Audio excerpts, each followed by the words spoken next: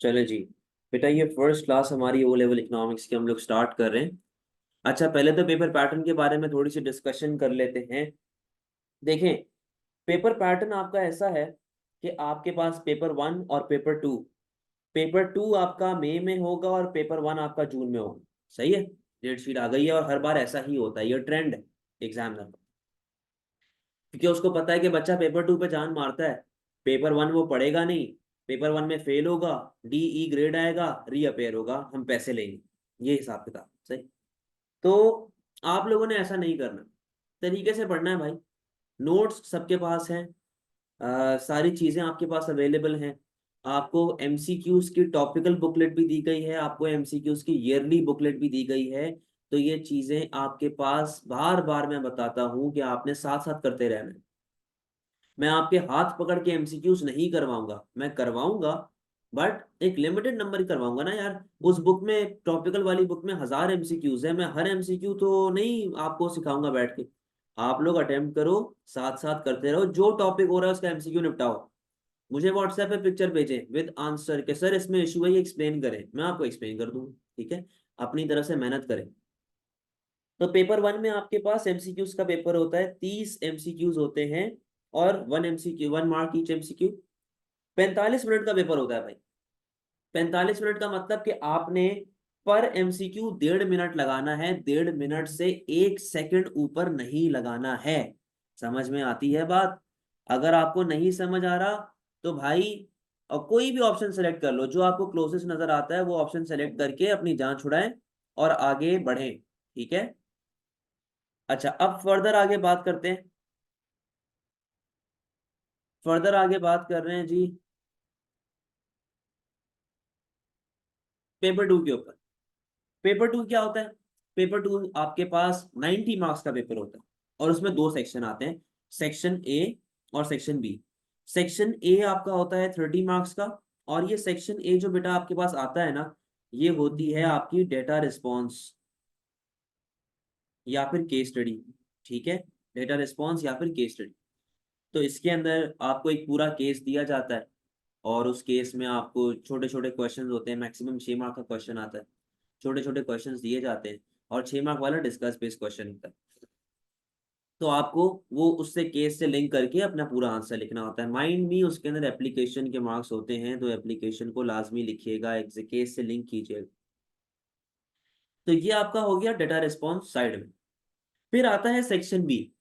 देखिए, section B में total 4 questions होते हैं और आपको कितने अटेम्प्ट करने होते हैं? 3। ठीक है। अब ये कहीं से भी आ सकते हैं, माइक्रो मैक्रो दोनों को मिक्स करके भी आ सकता है, अलग अलग भी आ सकता है, एग्जामिनर पे डिपेंड करता है। अच्छा, ये जो आपके पास क्वेश्चन आते हैं ना, इनको इस तरीके से एग्जामिनर टेस्ट करता है।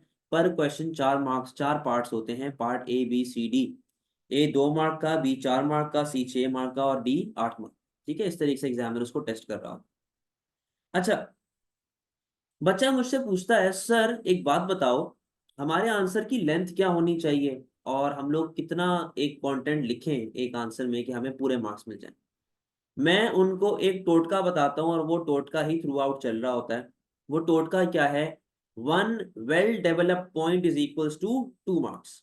1 well developed point is equals to 2 marks, यानी कि अगर आप 4 मार्क वाला क्वेश्चन कर रहे हो तो आपको 2 वेल डेवलप्ड पॉइंट्स देने पड़ेंगे। 6 मार्क वाला कर रहे हो तो 3 वेल डेवलप्ड देने पड़ेंगे। अच्छा, ये जो 8 मार्क वाला क्वेश्चन है ना बेटा, ये 8 मार्क वाला जो डी पार्ट है, डी का मतलब है D for discuss. D for discuss. और डिस्कस के अंदर आपको हमेशा क्या करना पड़ता है? आपको हमेशा टू साइडेड जाना पड़ता है। टू साइडेड मतलब कि आप इसके अंदर पॉजिटिव पॉइंट्स ही बताते हो, नेगेटिव पॉइंट्स ही बताते हो। आप इसके अंदर फॉर में भी बात करते हैं, आप इसके अंदर अगेंस्ट में भी बात करते हैं। ठीक है। अब सर 8 मार्क वाले क्वेश्चन में क्या करें?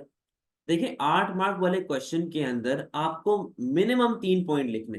3 पॉइंट फॉर के, 3 पॉइंट अगेंस्ट के, यानी कि टोटल 6 पॉइंट।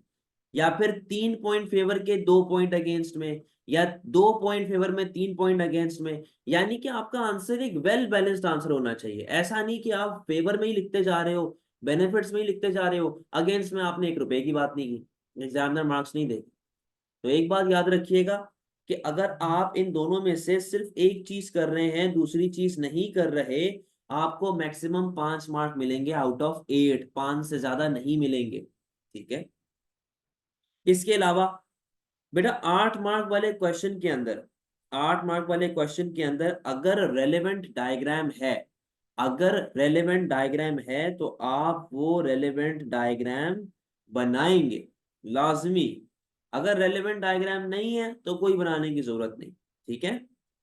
अच्छा, और जो आपका 8 मार्क वाला क्वेश्चन है, 8 मार्क वाले क्वेश्चन के अंदर आपको मैंने बताया पॉजिटिव नेगेटिव पॉइंट्स आते हैं, but there is no conclusion required. No conclusion required. आपको कंक्लूजन देने की जरूरत नहीं है कि भाई मेरे हिसाब से कि ये होना चाहिए या ये बेस्ट, ऐसा नहीं। ठीक है जी। तो ये आपको करना पड़ेगा नो कंक्लूजन के अंदर, आपको बस बेनिफिट्स एंड ड्रॉबैक्स के बारे में बात करनी। सही। अच्छा सर 6 मार्क वाले के अंदर क्या करना है, डायग्राम बनानी है? नहीं। अगर एग्जामिनर बोल दे एक्सप्लेन यूजिंग डायग्राम, तब आपने डायग्राम बनानी है, वरना नो नीड। सही। अच्छा, और जब वो आपसे बोलता है ना एक्सप्लेन यूजिंग डायग्राम, इसका मतलब ये है कि 6 में से 4 मार्क जो हैं वो सिर्फ किसके आ जाएंगे, डायग्राम के, और 2 मार्क आपके आ जाएंगे एक्सप्लेनेशन के। ठीक है, 2 मार्क आपके आ जाएंगे एक्सप्लेनेशन के। अब सर ये कैसे होता है, क्या होता है, ये सब आहिस्ता आहिस्ता जब इंशाल्लाह अपने कोर्स में हम लोग थ्रू आउट आगे बढ़ेंगे तो इन चीजों को हम लोग देख रहे हैं। कोई मसले वाली बात यहाँ तक?